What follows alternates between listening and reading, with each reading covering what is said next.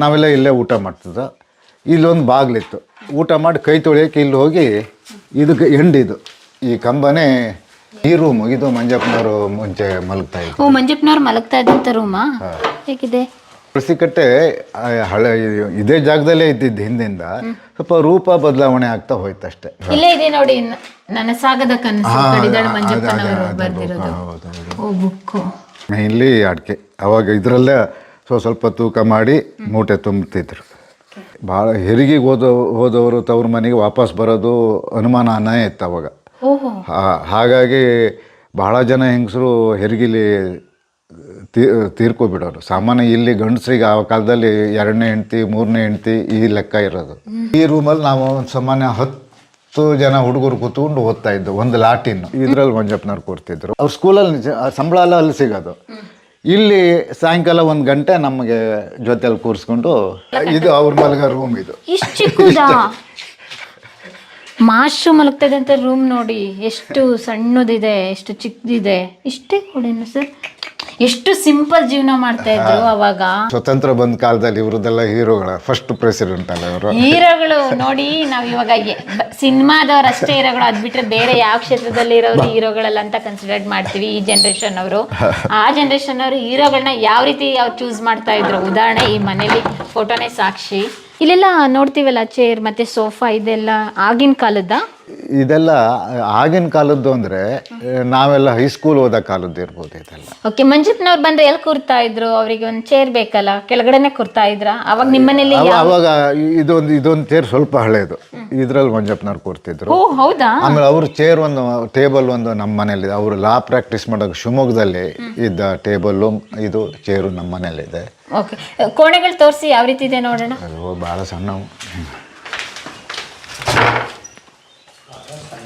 ಓ ಬಹಳ ಸಣ್ಣದು. ಓಕೆ. ಅಲ್ಲಿ ಫೋಟೋಸ್ ಇದೆಯಲ್ಲ, ರಾಜೇಂದ್ರ ಪ್ರಸಾದ್. ಓ ಓಕೆ.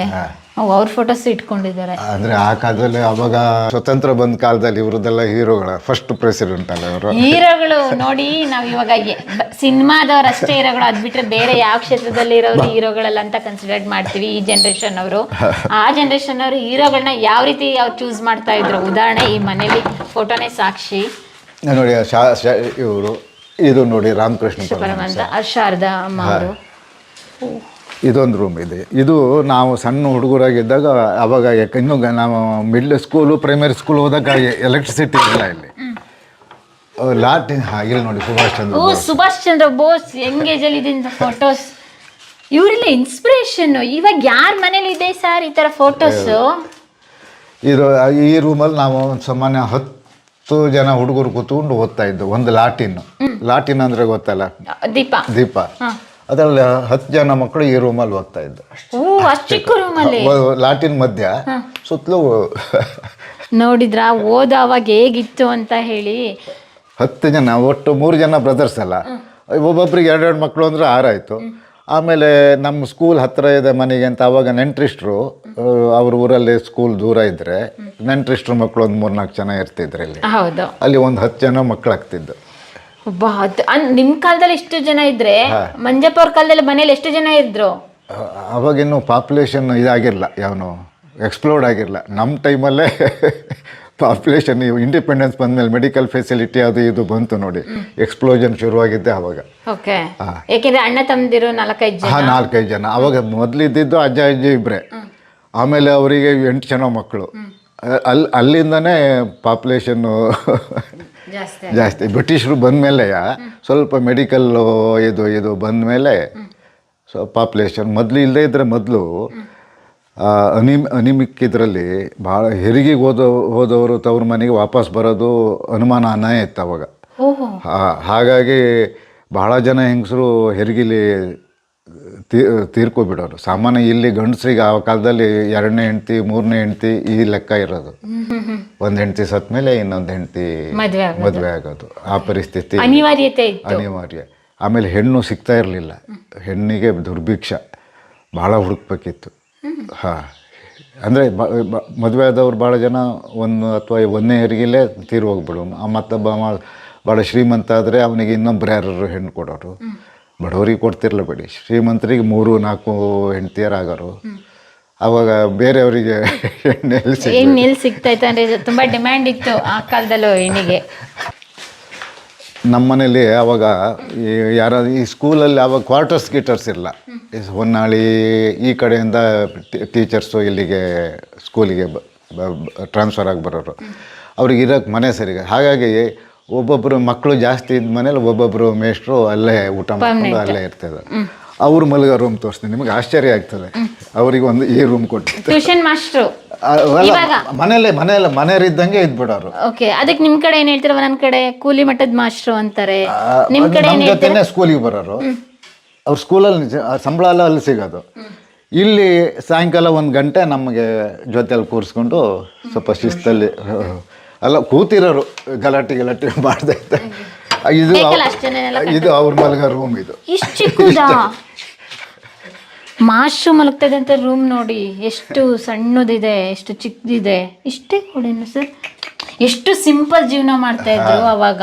ಅವ್ರದ್ದೊಂದು ಸಣ್ಣ ಟ್ರಂಕ್ ಅಂದ್ರೆ ಗೊತ್ತಾ ನಿಮ್ಗೆ? ಈ ತಗಡಿಂದೊಂದು ಹಿಂದೆಲ್ಲ ಈಗೆಲ್ಲ ಸೂಟ್ ಕೇಸ್ ಬಂದವೆ, ಬ್ರೀಫ್ ಕೇಸ್ ಎಲ್ಲ. ಅವಾಗ ಅದೊಂದು ಸಣ್ಣ ಪೆಟ್ಟಿಗೆ ಬಂದು ಅವ್ರದ್ದಿಲ್ಲಿರೋದು ಬಟ್ಟೆ ಗಿಟ್ಟೆ ಅಷ್ಟೇ, ಒಂದು ಹಾಸಿಗೆ. ಒಳ್ಳೆ ಅವರೆಲ್ಲ ಸಿದ್ಧಾಂತಗಳನ್ನ ಇಟ್ಕೊಂಡು ಬದುಕ್ತವ್ರು. ಇದನ್ನೆಲ್ಲ ನೋಡಿದ್ರೆ ಒಬ್ಬೊಬ್ಬ ಎಷ್ಟು ಅಡ್ಜಸ್ಟ್ ಮಾಡ್ಕೊಂಡು ಅವರು ಜೀವನ ಮಾಡ್ತಾ ಇದ್ರು ಅಂತ ಹೇಳಿ. ಈ ಕಡೆ ಇದೊಂದು ರೂಮಾ? ಇದು ಹತ್ರ ಇದಕ್ಕೆ 2 ಬಾಗಿಲು, ಇಲ್ಲೊಂದು ಇದೊಂದು. ಇದು ನಮ್ಮ ಇದು ಈಗ ಬಂದು ಹೋದ್ರಲ್ಲ ಅವರ ತಂದೆ ಮಲ್ಗ ರೂಮ್. ಇದು ನಮ್ಮ ತಂದೆ ಮಲ್ಗ ರೂಮು.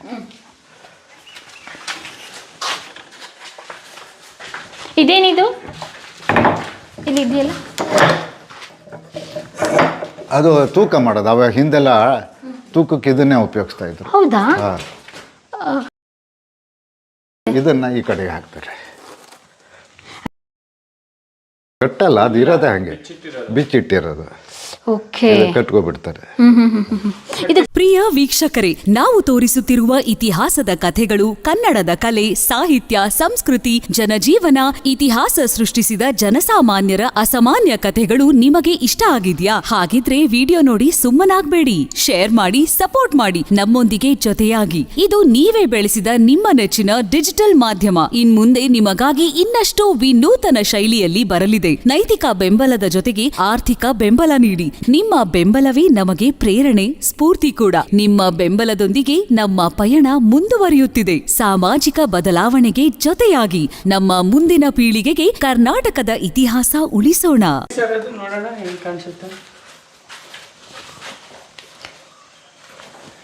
ನಾವೆಲ್ಲ ಇವಾಗೆಲ್ಲ ಡಿಜಿಟಲ್ ಸ್ಕೇಲು ಮತ್ತು ಕುದ್ಬಟ್ಟು ಅಡಿಕೆ, ಮೇನ್ಲಿ ಅಡಿಕೆ. ಅವಾಗ ಇದರಲ್ಲೇ ಸ್ವಲ್ಪ ತೂಕ ಮಾಡಿ ಮೂಟೆ ತುಂಬುತ್ತಿದ್ರು. ನಿಮ್ಮ ಕಾಲದಲ್ಲಿ ಇತ್ತು ಇದು? ಹೌದೌದೌದು. ನಾವು ಆಮೇಲೆ ಇವೆಲ್ಲ ಬಂದಿದ್ದೆ. ಹೌದು, ದೊಡ್ಡ ದೊಡ್ಡ ಅಲ್ಲೆಷ್ಟು ಬಿಟ್ಟಾರೆ. ಓಕೆ. ಈಗ ಲೈಟ್ ಕೊಡೋದು? ಹಾಗೆ. ಓಕೆ. ಅದು ಸ್ವಲ್ಪ ಹೆಚ್ಚು ಕಮ್ಮಿ ಆಯಿತು. ಹೆಚ್ಚು ಕಮ್ಮಿ ಇದೆ. ಇಲ್ಲಿ ಕಟ್ಟಿದ್ದು ನಾವು ಸ್ವಲ್ಪ ವ್ಯತ್ಯಾಸ ಆಯ್ತಾ? ಓಕೆ, ಅದಕ್ಕೆ ಮೇಲೆ ಹೋಗ್ತಾ ಇದೆ. ನೀವೆಷ್ಟು ಅದನ್ನು ಸಣ್ಣ ಮಾಡ್ಕೊಳ್ತಾರೆ. ಕೆಲವು ಸಲ ಹಾಗಿದ್ರು ಆ ಕಡೆ ಒಂದು ಸಣ್ಣ ವೆಯ್ಟ್ ಏನಾದ್ರು ಕಲ್ಲು ಇಲ್ಲಿಟ್ಟು, ಈಗ ಹೀಗಿದೆ, ಇಲ್ಲಿ ಒಂದು ಸಣ್ಣ ಏನಾದ್ರು ಕಲ್ಲಿಟ್ಟು. ತುಕ್ಕದ ಬಟ್ಟೆಗಳು ನಾವು ಇವಾಗ ನೋಡ್ತೀವಲ್ಲ, ಅದೇ ತುಕ್ಕದ ಬಟ್ಟೆ ಇತ್ತಾ? ನಮ್ಮ ಮನೇಲಿ ಇದೆ, ತೋರಿಸ್ತಿರ್ತಾರೆ. ಬೇರೆ ತರ ಸೇರು ಈ ತರ ಬರೋದು. ಇಲ್ಲಿ ಯಾವುದೋ ಒಂದೆರಡು. ಇದು KG ಇರಬೇಕು. ಓ, ಗೊತ್ತಾಯ್ತು.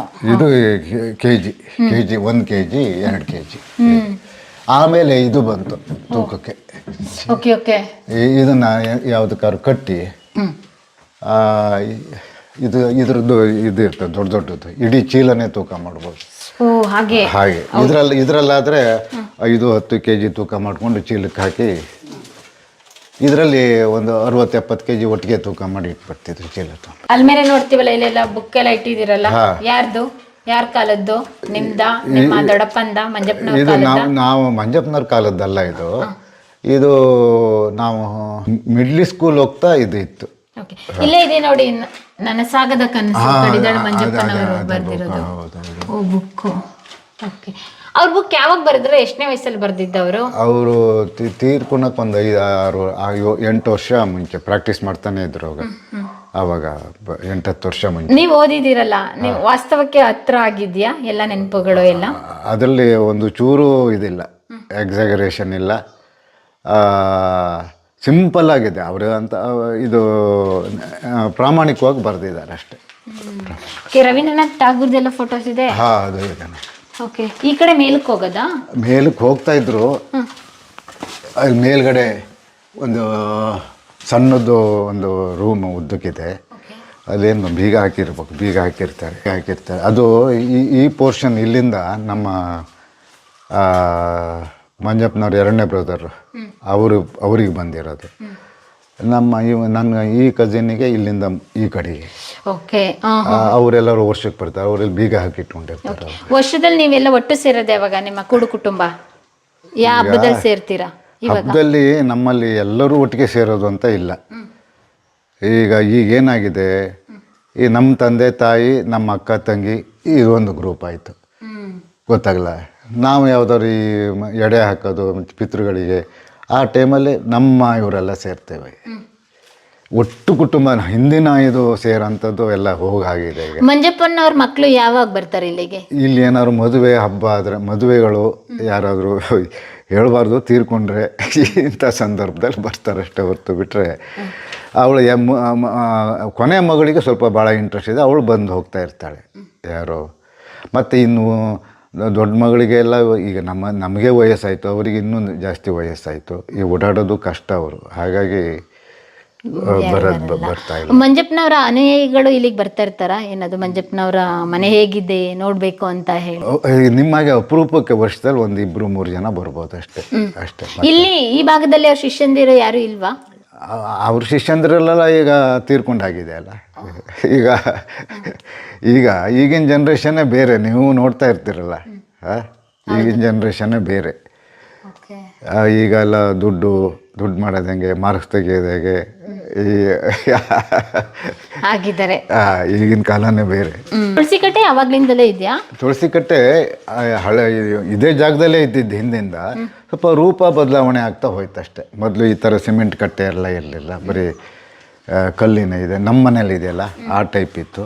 ಈಗ ಸ್ವಲ್ಪ ಎಲ್ಲ ಆ ಕಾಲಕ್ಕೆ ತಕ್ಕಂಗೆ. ಅವಾಗಿಂದ ಅಡಿಗೆ ಮನೆ ಹೆಂಗಿದೆ ನೋಡೋಣ ಬನ್ನಿ. ಅದು ಬೀಗ ಹಾಕೋರು ಎಂತ ಗೊತ್ತು. ಎಲ್ಲ ಬೀಗ ಹಾಕೋಬಿಟ್ಟಿದ್ದಾರೆ. ಬಂದಾಗ ನೀವು ಆಗಲೇ ನೆನ್ಪು ಮಾಡಿದರೆ ಬೀಗ ಆ ಕಡೆಯಿಂದ ಬೋಲ್ಟ್ ಹಾಕಿರ್ತಾರೆ. ಓಪನ್ ಬನ್ನಿ ಹೋಗ್ಬೋದು. ಅಲ್ಲಿ ಈ ರೂಮ್ ಇದು ಮಂಜಪ್ಪನವರು ಮುಂಚೆ ಮಲಗ್ತಾ ಇದ್ರು. ಮಂಜಪ್ಪನವ್ರು ಮಲಗ್ತಾ ಇದ್ದಂಥ ರೂಮಾ ಹೇಗಿದೆ? ತುಂಬಾ ದೊಡ್ಡ ರೂಮು. ಅಲ್ಲಿಗೆ ಹೋಲಿಸ್ಕೊಂಡ್ರೆ ಸರ್, ಅಲ್ಲಿಗೆ ಹೋಲಿಸ್ಕೊಂಡ್ರೆ ಸ್ವಲ್ಪ ದೊಡ್ಡ ರೂಮ್ ಇದೆ. ದೊಡ್ಡ ರೂಮ್ ಇದು ನಮ್ಮದು ಒರಿಜಿನಲಿ ಹಳೆ ಅಡುಗೆ ಮನೆ. ಮುಂಚೆ ನಮ್ಮ ಅಜ್ಜಿ ಕಾಲದ ಅಡುಗೆ ಮನೆ ಇದೆ. ಹಾಂ, ಇಲ್ಲಿ ಗೋಡೆ ಇರಲಿಲ್ಲ, ಇದು ಡಬ್ಬಲ್ಲಿತ್ತು ಸೈಜು. ನಾವೆಲ್ಲ ಇಲ್ಲೇ ಅಡುಗೆ ಎಲ್ಲ ಇಲ್ಲೇ, ನಂಗೆ ಅದೆಲ್ಲ ನೆನ್ಪುಂಟು. ಇಲ್ಲಿ ಲೈನಾಗೆ ಕೆಳಗಡೆಯಿಂದ ಕೂತ್ಕೊಂಡು ಊಟ ಮಾಡ್ತಿದ್ದೆ. ಒಟ್ಟು ಕುಟುಂಬ ಅಲ್ಲ, ಒಂದು 10-15 ಜನ ಒಟ್ಟಿಗೆ, ಈ ಲೈನ್ ಒಂದು. ಅಜ್ಜಿ ಅಮ್ಮವರೆಲ್ಲ ಇಲ್ಲಿ ಅಡುಗೆ ಮಾಡೋರು, ಒಲೆ ಎಲ್ಲ ಇಲ್ಲೇ ಇತ್ತು, ಅಡುಗೆ ಮಾಡಿ ಇಲ್ಲಿ ಇದು ಮಾಡಿ. ಈ ಟ್ರಂಕ್ ಎಲ್ಲ ನೋಡ್ತೀವಲ್ಲ, ಆಗಿದೆ. ಟ್ರಂಕ್ ಅಂದರೆ ಇದೆ, ಅದಲ್ಲ ಮಜಾ. ಹಾಂ, ಸ್ವಿಚ್ಚು ಹಳೇದು. ಅಡುಗೆ ಮನೆ ತೋರಿಸ್ತೀರಾ?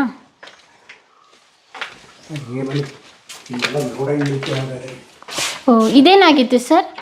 ಒಳಗುಣಿ ಮನೆ ಎಲ್ಲ ಇದೆ, ಆಟ ಆಡೋದೆಲ್ಲ ಅಲ್ಲಿ ಇದೆಯಲ್ಲ. ಓಕೆ, ನೀವೆಲ್ಲ ಆಟ ಆಡ್ತಾ ಇದ್ರಾ? ಲೈಟ್ ಇಲ್ಲ. ಹೌದಾ? ಅಷ್ಟೇ. ಮಂಜಪ್ಪನವ್ರು ಬರೆದು ಕಾಗದ ಯಾವ್ದಾದ್ರು ಇದೆಯಾ? ದೊಡೆಗೆ ಬರ್ದಿದ್ದು ಕಾಗದ ಯಾವ್ದಾದ್ರು ಉಂಟಾ? ಇದ್ರೆ ಇವ್ರಿಗೆ ಒಂದು ತೋರಿಸು. ಮುಂಚೆ ಏನಾಗಿತ್ತು ಸರ್ ಇದು? ಮುಂಚೆ ಇದು ಇರಲಿಲ್ಲ.